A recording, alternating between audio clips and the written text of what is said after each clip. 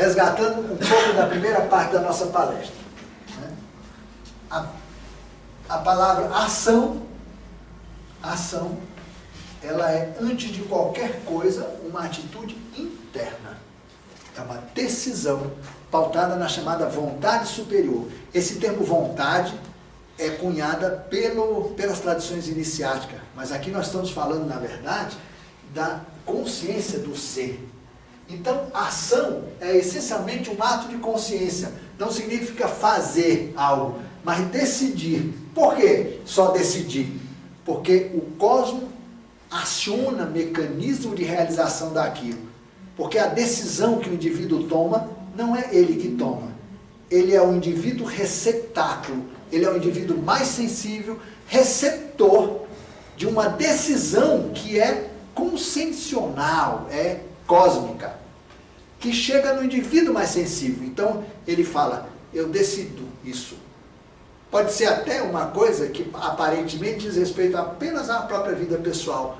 O fim de uma relação, o início de um novo trabalho, um projeto de vida. Muitas vezes, por trás dessas aparentes pequenas decisões de vida, escondem grandes decisões cósmicas, que vêm embutida em pequenos projetos pessoais, para que a pessoa, inclusive, encontre maneiras de sensibilizar ou de descobrir outros indivíduos sensíveis àquela percepção. Quando nos reunimos em torno de um objetivo, note bem o que eu vou falar, quando nos reunimos em torno de um objetivo, se todas as pessoas não forem sensíveis àquilo, isso é apenas uma igreja, não é um grupo de trabalho. Volto a repetir. Se todos nós aqui nos empenhássemos num determinado projeto, se essa decisão não existir dentro do coração de cada um, como fruto da sua vontade superior, é apenas um líder comandando e um monte de gente obedecendo. Né? Isso é era de peixes. A era de aquário são indivíduos livres que decidiram e que, por conta de afinidades, reúnem-se para, de maneira inteligente, realizar um propósito que, na verdade, eles sabem que é cósmico e não pessoal. É uma diferença profunda. Profunda. O sistema, esse, que nos condiciona, nos obriga a tomar decisões completamente falsas. É aquela que diz assim, ai meu Deus, que dúvida cruel, não sei se saio com minha Mercedes ou com meu Jaguar. Né? Então, decisões que não têm qualquer importância. Né? Decisões sobre o que se vestir, ou fazer isso, enfim, tudo aquilo relativo ao mundo circunstancial, que, na verdade, nos aprisiona dentro desse universo de condicionamentos. Todo indivíduo, portanto, repetindo, que olha apenas para o próprio pé, ele é insensível ao que vem do alto. Mesmo que ele seja um indivíduo excelente como solo para a divindade cósmica plantar uma ideia extraordinária, se ele só olha para o chão, se a única preocupação dele ou é a novela das 8, ou é o índice Bovespa, ou o índice da bolsa não sei o que, ou a cotação do dólar, tem gente que não dorme porque sabe o 0,00 e passa para o 0,00, nossa, é uma coisa absurda, mas o cara está ali. Então, um sujeito desse, com a mente intelectiva, portanto, hemisfério esquerdo completamente acionado, ele é um sujeito completamente impermeável a essa iluminação. Ele pode até ser um solo fértil, mas o cosmos não depositará nele uma semente de transformação. Ele normalmente vai pegar indivíduos que não botam o pé no chão, sonhadores, camaradas que viajam na maionese legal, que tem alguns parafusos a menos, artistas, filósofos. Por quê? Porque esses indivíduos, eles normalmente são muito mais sensíveis em relação a tudo, né? A tudo. Mas, gente, veja, quando o indivíduo trabalha bastante o hemisfério direito, ele é um camarada muito pouco suscetível de influências das estruturas culturais que não acionam o hemisfério direito. Trabalha essencialmente com personalidade inserida em um contexto socioeconômico, político, blá, blá, blá, blá. É por aí que influencia poder, capacidade de competitividade, influência, valores assim do tipo meramente, como é que eu chamo, artificiais, pueris, bobagens, enfim, né? Pelo menos do meu ponto de vista, tem gente que não acha. Os indivíduos que são mais sensíveis trabalham realidades do ser conectadas. Então eles são mais cooperativos e não competitivos. Eles são mais sonhadores e muito menos pé no chão. Então demoram muitas vezes a se tornar indivíduos viáveis dentro de contextos agressivos que a nossa cultura nos impõe. Porque eles colocam esse contexto agressivo para nós não perdermos tempo em pensar, mas ficar apenas degladiando, conosco e com os outros. Né?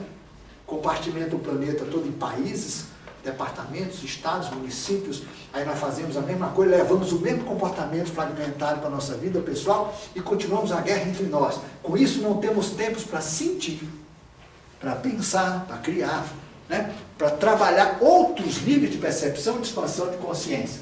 Então o indivíduo que vem para o chão, muito dificilmente a grande realidade cósmica deposita nele algum tipo de confiança. Isto é, não deposita nele sementes de possibilidades de consciência. Em termos assim muito práticos, vamos, por exemplo, vamos pegar um exemplo bonito. Um dia, numa cidadezinha do interior, do litoral de São Paulo, acontecia uma reunião casual de amigos que, desempregados a maior parte, bastante jovens, gostavam muito de natureza. Seus pais tinham propriedades na Mata Atlântica. Papo vem, papo vai, não sei o que, pererê, fazem caminhadas e coisas assim, pessoas extremamente sensíveis às questões da natureza. Sabe o que deu essa reuniãozinha? De uma das maiores ONGs brasileiras, a SOS Mata Atlântica. Vocês pegam exemplo aos montes. Pequenas coisas, né, plantadas que se desenvolveram porque as pessoas vestiram a camisa. É aquilo que o Goethe fala naquele texto. Ele usa uma palavra belíssima. Ele usa, quer ver, foi o que eu coloquei aqui. Ele usa a palavra momento em que nos comprometemos definitivamente. Não é um compromisso, vou ver se dá e põe um pé. Não, é um compromisso definitivo, de vida, é existencial. É uma coisa que permanece, que o indivíduo eventualmente leva para outra vida. Para outra vida, é um compromisso muito mais do que não só com ele mesmo, é uma coisa que transcende. Ele passa a ser um fiel depositário, conhece a expressão jurídica, né? De uma causa muito mais ampla, que interessa a todo um sistema, uma rede de existências de consciência. Ele, pobre coitado, nem precisa ter aqui na matéria consciência desses níveis superiores da decisão dele. Mas é um cara que vibra com aquilo que faz, ele vive aquilo, ele respira aquilo, ele come aquilo, ele, enfim, é um camarada que passa a viver aquilo. Nesse momento, ele é depositário de alguma coisa que não pertence mais a ele. E se ele tem consciência disso, ele encontra forças para lutar, inclusive contra as pressões do sistema que tentará aniquilar, porque o sistema, volto a dizer, não persegue indivíduos que fazem passeata e que dão bandeira, não. Mas indivíduos que se transformam internamente. Esses são vítimas do grande sistema. Enquanto ele, através da sua vibração, não conseguir encontrar outras afinidades, ele não cria uma potência capaz de se defender contra essas forças. O mundo já destruiu muita gente extraordinária com medo dessas pessoas. E por quê? É agora que eu faço articulação com o outro lado do nosso tema. Então, a ação é consciência, isto é decisão. Tomada a decisão, não precisa mais nada. O processo se desenrola. Não é, volto a dizer, decisão superficial. É aquela decisão que o Goethe fala. É a decisão de um compromisso definitivo. Essa palavra é muito forte. É alguma coisa que a pessoa lê dentro dela como uma realidade da qual ela não tem como se afastar. Por mais que tente, aquilo vem para a vida. Quantos sensitivos, o próprio Hercílio Mais, que canalizou Ramatiz, ele fala, eu posso tentar jogar tudo isso fora, porque às vezes é insuportável a dor de realizar um trabalho mediúnico. Mas eu não consigo fugir disso, isso vem ao meu encontro. Chico falava isso vem ao meu encontro. Eu tento fugir, isso vem ao meu encontro. Isso é porque a decisão não é de personalidade, porque a personalidade fraqueja. Ela fala, putz, estou cansado, que saco cheio, vou mudar. Aquilo tudo é superficial, porque a coisa vem atrás, está no pé dele, não tem mais jeito. É um compromisso interno. Então, se a coisa persegue você, é porque você tomou essa decisão definitiva. A sua vida se transforma naquilo, e você tem mais é que pular de cabeça e viver a vida intensamente naquela perspectiva. Porque você vai estar fazendo com que o universo inteiro conspire a favor de você. Então, decisões que às vezes até parecem pessoais, não são. Às vezes, portanto, são sementes plantadas por redes de consciência muito mais abrangentes, que estão, no bom sentido, te utilizando como um meio para plantar aquilo num contexto. E lembre-se, por que você foi escolhido? Porque você é um indivíduo sensível àquela mensagem. Sensível àquele padrão vibratório que constitui o cerne daquela proposta, daquela ideia, daquela iniciativa, enfim. Tá? Bom, aí tem o outro lado. A ação é isso, então. E omissão, do ponto de vista do extraterrestre. Omissão não é aquele sentido comum que a gente tem, falar, apenas não lavo minhas mãos, não quero nem saber, no momento de dar opinião, não quero saber disso. Isso não é omissão, não é esse o sentido que eu quero pegar. Quero ir mais fundo nesse conceito, omissão. Uma coisa eu já disse antes, as sequelas dos processos todos, normalmente quem tem que processar é aquele que se omite. Por isso, muita gente acha que a omissão é uma posição inteligente, de um cara que não quer confusão por cima dele, não quer sarna para se coçar. A omissão é a mais pesada das cargas que o sujeito pode carregar.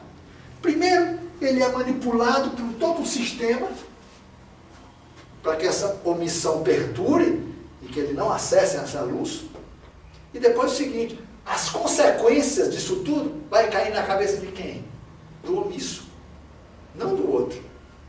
Do omisso. Hoje, o mundo está caminhando para um suicídio coletivo em massa e 99% do mundo é omisso em relação a isso. Está todo mundo perseguindo objetivos pessoais e puramente materiais de poder, de pseudo-estabilidade e segurança. Quem é que vai sofrer quando essa estrutura ruir? Esses. E por que eles são omissos?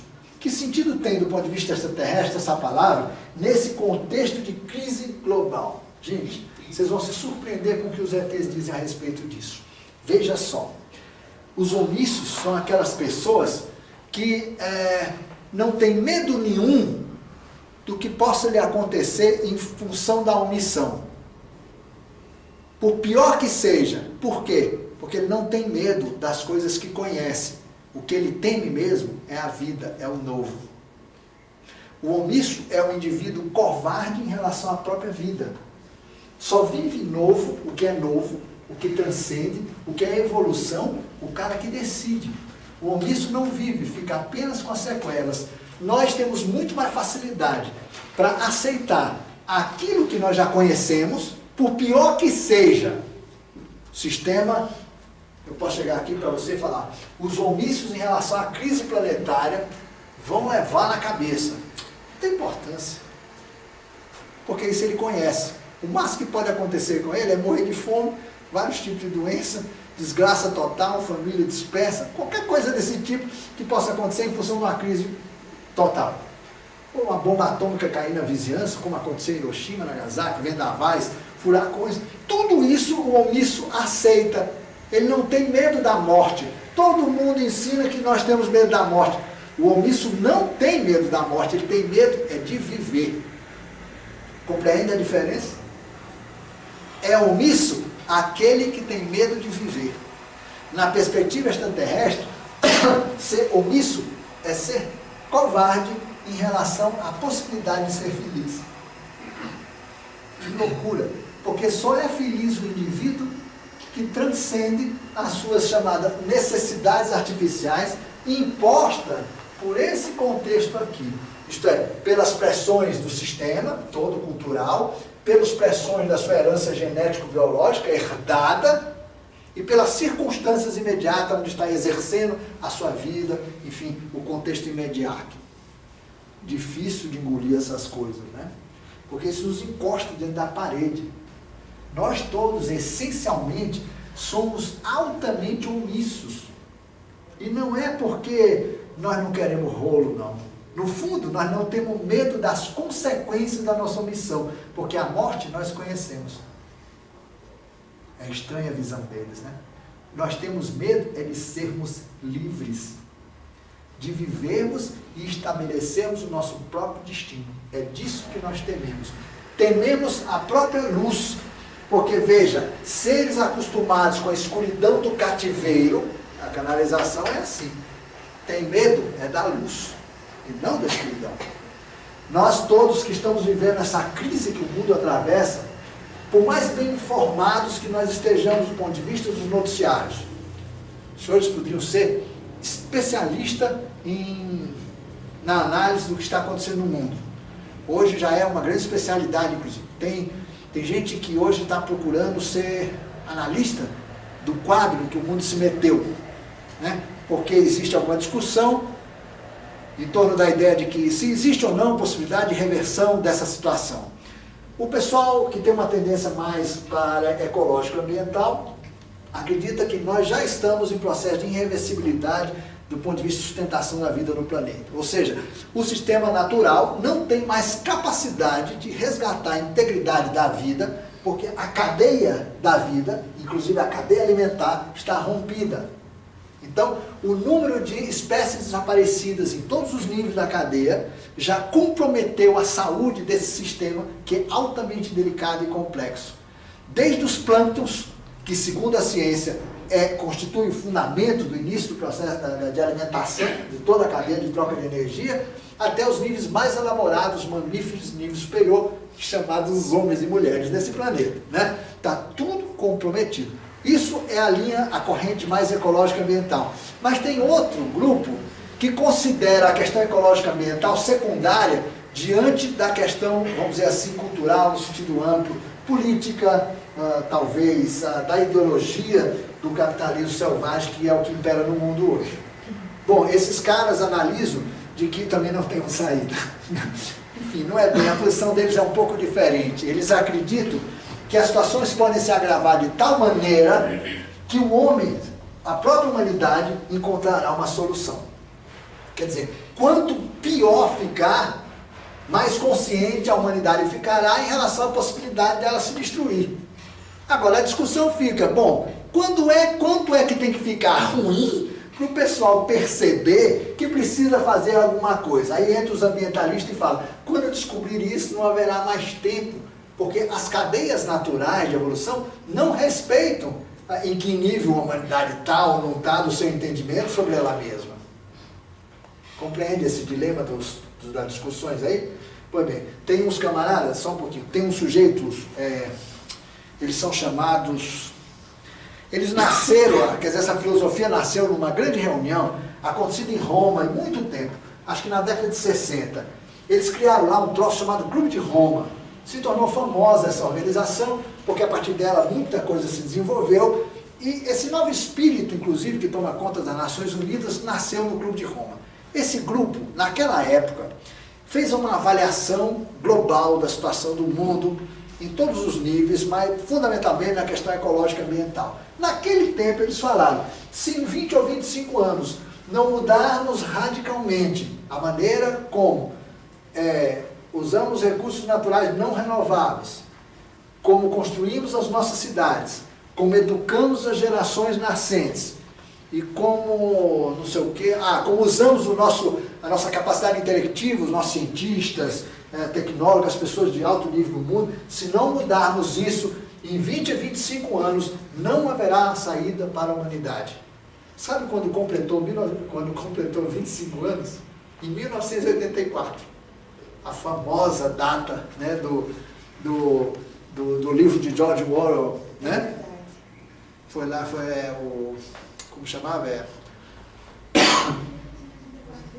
Como chamava o livro do George Orwell? 1984. O nome era a própria data, né? em que esse livro ficou famoso, eu acho um livro básico, importante. Depois vieram outros pensadores. Hoje nós temos o Capra mesmo, aquele Groff, e vários outros camaradas que têm pensado a problemática humana, mostrando que a crise é uma crise de percepção. O pessoal da linha holística discute muito essa questão da crise de percepção. O mundo não enxerga o problema que vive porque a perspectiva de exame da questão é fragmentada. Isto é, os especialistas, cada um vê de um ponto de vista e ninguém integra isso. Não há uma visão unicista, ou uma visão monista, como ele mesmo também diria. Esse livro, eles fazem comparação com o Alden 2 e o Admirável Mundo Novo. Sim, sim, Admirável Mundo Novo, está aí outro livro importante, também mais ou menos contemporâneo, de 1984, né, do Huxley. Esses trabalhos, gente, são camaradas que pensavam muito além do que o sistema permitia. E foram inteligentes o suficiente para criar uma ficção, quase, como o próprio Huxley, para poder dizer para o mundo de uma forma que o sistema não comece ele. E assim mesmo engoliu ele. Né? Mas ele deixou plantado uma semente, porque a partir daí, muitos pensadores começaram a perceber a questão da falta de uma perspectiva unificada de realidade e de consciência. O mundo ficou mais aberto a isso. Claro que o povão, um negócio é Ratinho, e Globo Repórter, e Jornal Nacional, e Novela das 8, e Big Brother. Infelizmente, poucas pessoas leem e aprofundam e pensam e refletem. Muito poucas. E isso precisa mudar. Aqui no Brasil, então, isso é muito, muito, muito ruim. Vide o número de livros que se consome no Brasil de autores que têm o que escrever. Aqui se consome bibliografia leve, light, né? Mas não é uma crítica à sociedade brasileira. É por outro caminho que eu quero ir. Veja, esses homens, ao perceberem essas coisas, eles estavam dando vazão a uma luz interna, né? A consciência tramou para que esses indivíduos conseguissem realizar a obra que realizaram. Mas eles tiveram alicerces importantes e tiveram também outras forças afinizadas que conseguiram dar muita consistência a essas colocações. Agora, nós podemos saber da verdade, sabe, deixando de olhar para o chão e nos sensibilizando a correntes de pensamento que trabalham em redes de consciência. Sentindo.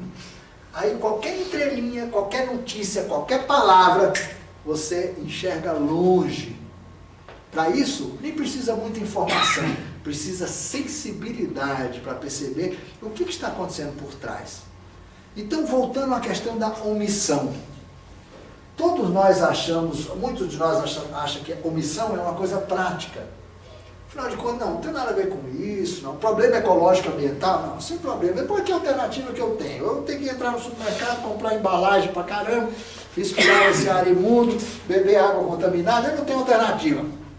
Né? Mas eu vou lutar por quê? Eu vou lutar por meus filhos entrar na faculdade, quero comprar um apartamento, se possível uma casa na praia, quem sabe uma na montanha, manter o carro atualizado, ter uma boa seguradora por trás de mim e uma aposentadoria legal. Aquele lampejo cósmico que nós falamos na primeira parte, aquele primeiro instante, aquela piscar de consciência que é uma vida nossa, comparada com o tempo do cosmos, o tempo existencial. Lembra que eu falei isso? Pois é, as nossas vidas são tão curtinhas, nós somos tão diminutos, e nós realizamos, esse piscar se transforma em Disney World, McDonald's, um monte de bobagem.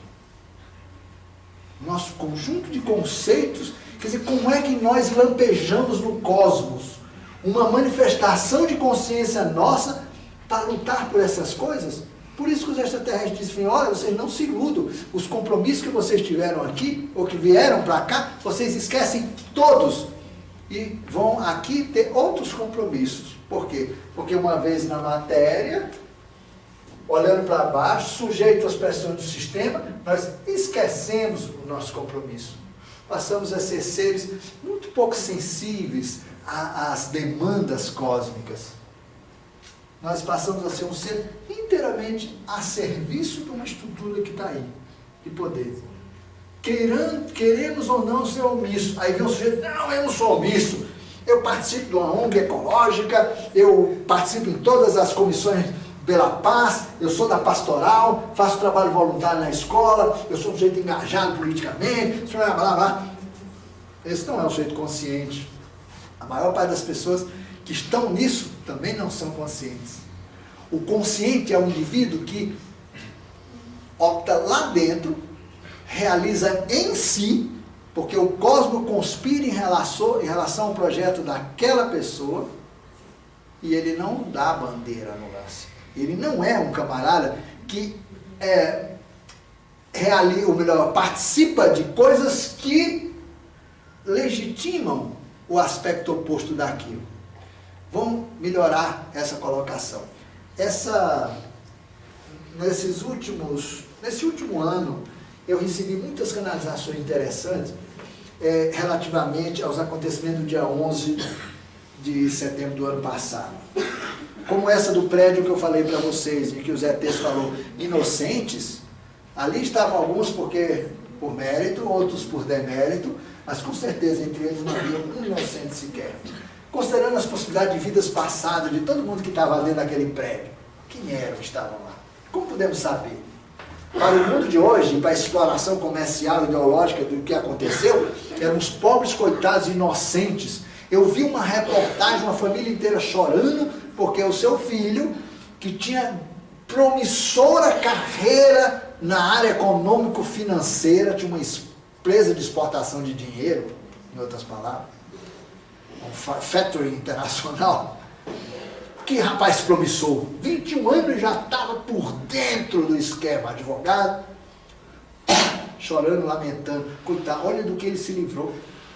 Ele podia estar lá por ser um ser brilhante assim, por mérito, foi libertado de ter que viver o inferno que um dia levava ele a ser um executivo brilhante, com câncer na próstata, infeliz no casamento, com os filhos não sei aonde, querendo largar tudo para ir viver no não sei aonde. Não precisou, morreu no Trade Center, liquidou a fatura de uma vez só. O cara tinha o mérito de um avião cair na cabeça dele, né? Quer dizer, foi um prêmio. Para outros desgraçados que estavam lá, que botaram não sei quem para ser comida por leão lá né, que mandaram alguns para a fogueira, ou fizeram outras coisas graves, que precisavam compreender certas coisas espiritualmente falando, né? Estavam lá também, quer dizer, um por mérito, outro por demérito, quer dizer, um castigo, se você quiser, eu não gosto da palavra, é horrível, né? Quer dizer, quem estava lá não era inocente, até que tinha os gozadores, porque vocês pensam que espiritualmente nós somos seres tão livres que alguém pode falar assim, cara, eu vou me projetar, nascer na terra para curtir um lance. Que lance? Vou morrer naquela torre, olhando de frente um Boeing vindo na minha janela. Pô, mas você é maluco? Cara, barato, quer um projeto melhor de vida? Mas você vai lá para isso? Vou! Pô, mas eu não tenho nada que aprender, já fiz tudo nessa terra, eu vou curtir um barato desse. Por que não?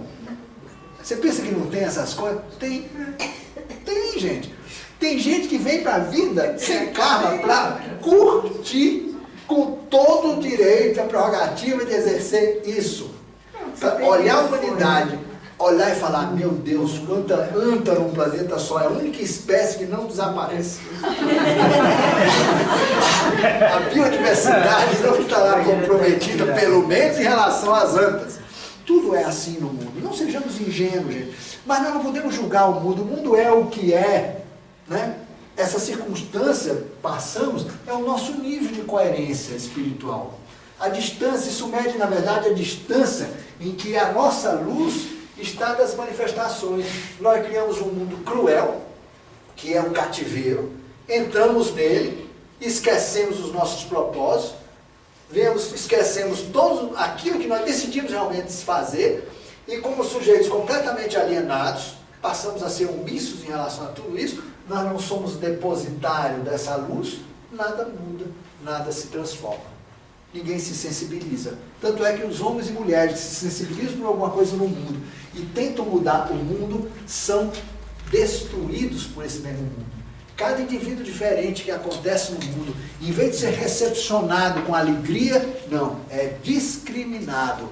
Nós não temos a cultura de que alguém apareça, alguém extraordinário, que possa fazer alguma coisa pelo mundo, nós discriminamos a coisa. Agora, veja, voltando. A ação, o que que é? É decisão interna, porque tomada a decisão, o universo conspira a favor daquilo.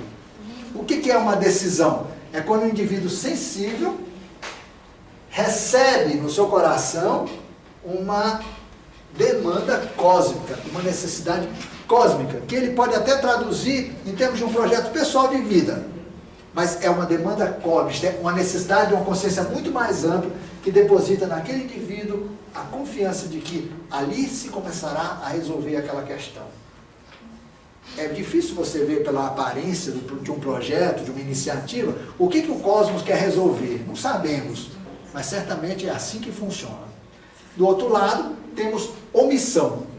Omissão é um ato muito, muito grande de covardia em relação à vida. É quando nós aceitamos morrer das consequências de não tomarmos posicionamentos verdadeiros. Porque, como os ETs falam, nós não temos medo da morte, nem de qualquer situação absolutamente terrível de ser vivida. Fome, frio, ter a cabeça arrancada por um grupo de vândalos. Não tememos isso, ao contrário do que todo mundo acredita. Nós tememos a luz, a vida. Incrível, mas é uma verdade. E hoje, aliás, já existem alguns autores tocando nessa tecla. Nós tememos a verdade, nós tememos a luz, nós tememos realmente as coisas que são verdadeiras, porque elas nos incomodam, elas nos tiram desse universozinho fechado que nós conhecemos. Nós tememos apenas o que nós não conhecemos. O que nós conhecemos, e conhecemos muito bem a morte, e todo tipo de barbaridade que nós já podemos ter vivido ao longo das muitas vidas na Terra, né? Tem uma terapeuta que eu conheci dando uma palestra muito legal em Ribeirão Preto. Ela disse assim: qual é a mulher que não foi prostituta, que não foi violentada? Aí o auditório ficou todo assim, né? Disse: qual foi o homem que não estuprou, que não matou? Ficou todo mundo calado, né? Porque é a vida. A vida foi assim com as mulheres e foi assim com os homens. Os homens ou eram soldados ou religiosos ou não eram. As mulheres ou eram prostitutas de um jeito ou de outro, né? Porque eram sempre condicionadas a interesse do poder, viveram o que viveram ao longo do patriarcado e essa situação toda. Então é uma situação dramática. Nós já experimentamos tudo, não temos medo dessas coisas. De tortura, não temos medo. Podemos temer, mas é circunstancial. Tem medo de um assalto, né? De receber um tiro de bala perdida. Como diz o Jabô, perdida coisa nenhuma, né? Essa história de bala perdida, né? Ela tinha um alvo, é a cabeça de um sujeito que não tem nada a ver com o negócio, porque isso faz parte da coisa toda, né?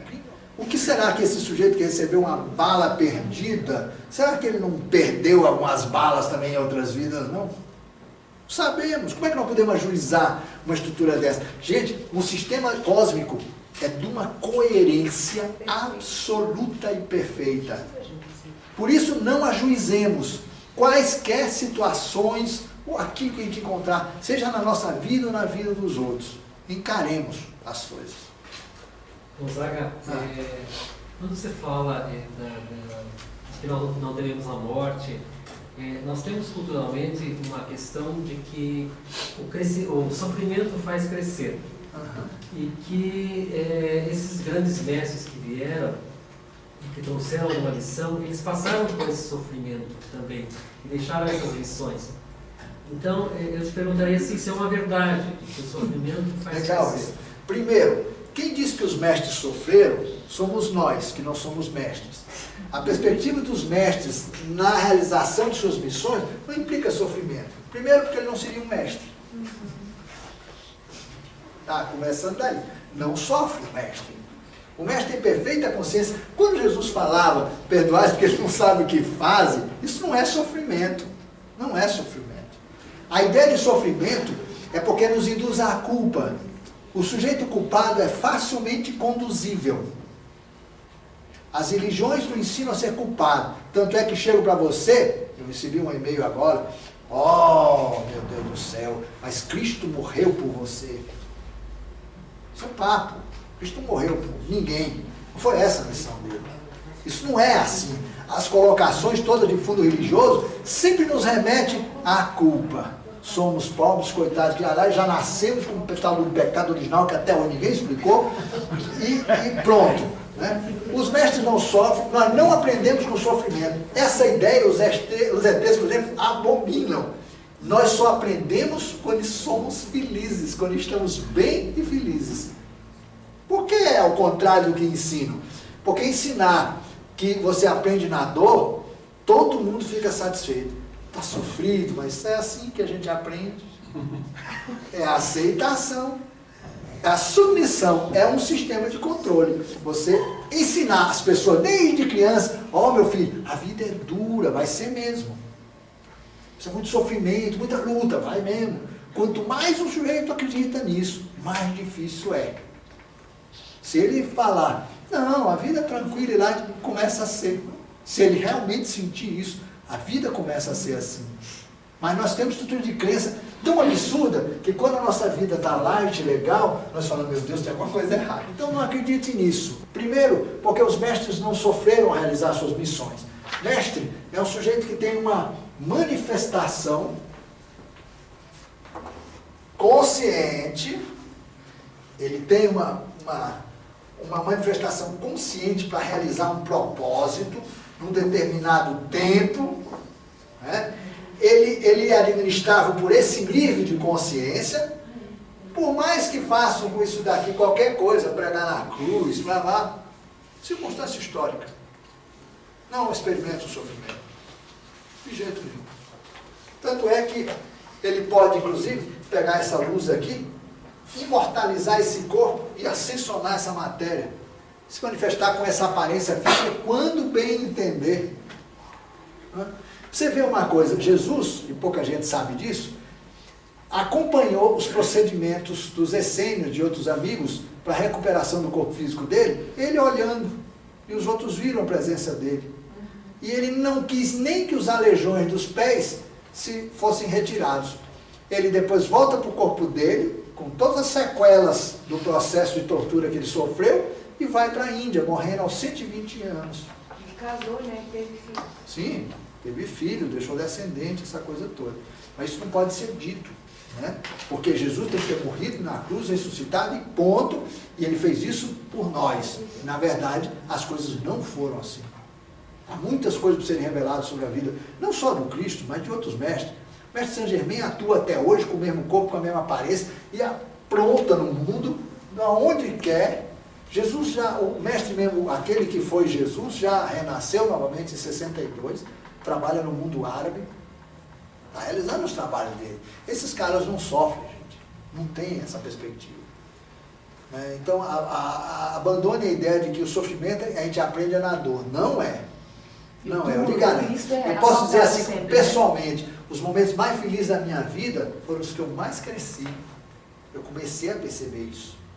Que na dor, no sofrimento, você tende a repetir apenas o que você conhece, insistindo na dor, por medo de viver. No momento que você perde o medo e começa a viver, tua vida começa a apresentar coisas muito maravilhosas, muito light, muito leve de serem vividas, e se você sabe viver isso sem medo, essas coisas perduram. Porque eu não acredito na letra daquele samba, como é que é? O que é bom dura pouco, não, como é que é? Sei lá, esqueci o sambinha que fala essa história. Não é por aí. Isso é crença, né? Porque nos obrigam a sentir culpa. A culpa faz com que a gente aceite a punição de viver num sistema absolutamente absurdo. A ação, portanto, é decisão. Decisão de acordo com a vontade superior, né? Decisão que ocorre dentro, porque o universo conspira a favor daquilo. Você foi instrumento de ação divina na nomenclatura antiga. Quer dizer, você foi depositário de uma demanda, isto é, de uma necessidade cósmica muito maior por ser sensível àquilo. Então, isso é a ação. Então, no mundo de hoje, o que seria a ação? Iniciando uma fase conclusiva aqui da nossa exposição. Agir é transformar-se a si mesmo, é determinar-se lá dentro, buscar qual é o seu grande objetivo nessa vida, aquilo que você veio fazer. Se você está fora desse esquema, sempre haverá tempo. O mestre mesmo ensinou, vai estar no último segundo, você poderá ser salvo. Isto significa o quê? Não tem nada a ver com pecado, isso não é invenção de igreja. É você pode no último segundo descobrir, puxa vida, finalmente entendi porque eu vim. Isso é o suficiente, pode ser na hora da morte, mas isso vai te garantir uma segunda vida com muito mais condições de operacionalizar aquilo que você decidiu em nível superior. Isso é o que nos liberta. É a gente resgatar a nossa identidade na matéria. Isso que nos salva, entre aspas, porque passamos a ser conduzidos por essa luz. A ação no mundo, nessa crise global, independentemente da crise, gente. Montem o seu projeto de vida sem medo e realizem. Agora, como é que você vai saber se o seu projeto de vida é um projeto iluminado ou não? Fazendo. Porque aqueles que não realizam o que se propõem fazer, eles acabam chegando na vida, no fim da vida, com tantas dúvidas. Veja quantas pessoas batalharam por coisas essencialmente materiais, poder e prestígio. Esses caras chegam no fim da vida profundamente decepcionados com eles, com tudo que conquistaram, que não tem sentido, não tem valor nenhum. E depois fico pensando, mas, pô, por que eu vivi? O que eu fiz da minha vida? Tá, é um lampejo. Eles têm tudo, não tem nada. Tem nada. Nada. Outros que não tiveram nada, experimentaram extraordinários sentimentos, que é o que é realmente o ser. E olha, um camarada desse pode externamente, aparentemente, não realizar nada em benefício da humanidade, mas ele, como diapasão, padrão vibratório, ele transforma a humanidade. Nem que ele vá morar sozinho no alto da Serra da Guabiroba, não sei aonde, numa casinha lá, sozinho com a sabedoria dele, descascando banana com canivete. Por quê? Porque a vibração desse homem no planeta é que transforma. Ó, o universo é quem age, gente. A ação, do ponto de vista da consciência extraterrestre, não é fazer necessariamente, é vibrar a decisão interna. Ação e omissão no contexto de crise global. Gente, que se dane a crise é um processo que está ocorrendo, que vai ocorrer mesmo. Ocupem-se de vocês. Definam a demanda cósmica a qual vocês são sensíveis e realizem esses projetos de vida em suas vidas, com toda a determinação e coragem. Acredite, primeiro, vocês não estão sozinhos, tem um universo inteiro por trás tramando em favor de você. Pode ser que você não encontre ninguém sensível à mesma causa num instante, mas você está tramando em favor de uma coisa muito maior. Um dia aparecerão afins, 2, 3, 4, e começa a acontecer essa proposta nova. Por isso os ETs falam, vocês um dia olharão para o lado e verão tudo se desmanchando. Que deixe. Deixe. E verão pessoas se desmanchando junto, pessoas enlouquecidas, pessoas perdendo coisa. Ele diz, isso passará, deverá passar na vida de vocês ao largo. Não se ocupem dessas coisas. E Jesus falava também que os mortos enterrem os seus mortos. Lembra? Isto é, deixa. Siga. Porque você, a maneira mais objetiva para você ajudar todo aquele povo que está hoje desesperado, é abrir um caminho, porque mais adiante eles encontrarão o caminho que você está abrindo. Enquanto você, indivíduo que foi sensível uma vez, será uma segunda vez, uma terceira vez, porque meu amigo Mabisa falava, pioneiro, uma vez pioneiro, sempre pioneiro. O sujeito vai ficando cada vez mais sensível, e as grandes causas cósmicas sempre vão bater no coração desses caras. Eles vão abrindo caminhos, e sempre aprendendo, inclusive, a segurar aquela barra terrível da solidão, de ser o único que está percebendo a coisa. A solidão de não ter ninguém com ele, a solidão de ser taxado de maluco, de sujeito sem um parafuso a menos, ou de parar num hospício, quando muitos pararam, simplesmente porque acreditaram em coisas que o sistema não podia aceitar. Não queria aceitar. Hã? Não queria, não podia. Aquilo era uma intromissão às verdades estabelecidas e punha em risco a estabilidade do sistema. Por isso não podia. Mata o cara. E assim foi feito. Nós temos que ter inteligência e sabedoria para navegar no sistema, fingindo de alguma maneira que nós somos vulneráveis a isso aqui, mas nós somos, na verdade, sensíveis a isso aqui. Aí nós vamos dar o retorno, realizar uma obra de vida que vale a pena. A diferença é que quando vocês olharem assim o cosmos bem de longe e ver aquelas centelhinhas de vida que são efêmeras nossas vidas, como eu disse, comparada com a grandiosidade do cosmos e com o tempo, né? Nossas vidas são insignificativamente pequenas diante da idade de uma galáxia, por exemplo, do tempo que leva para se formar tudo isso. Então são centelhas.